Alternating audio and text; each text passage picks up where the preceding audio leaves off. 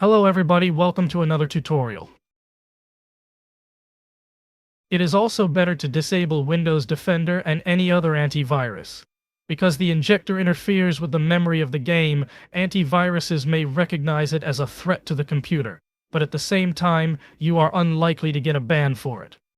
Just download Injector, link in the description.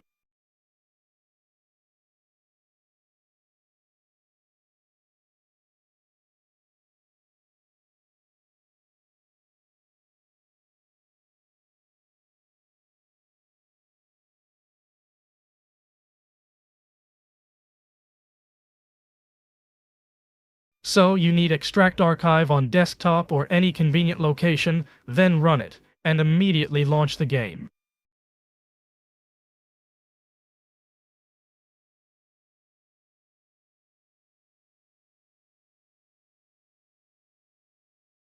Hopefully you found this tutorial helpful. Thanks for watching, and I'll see you all in the next one.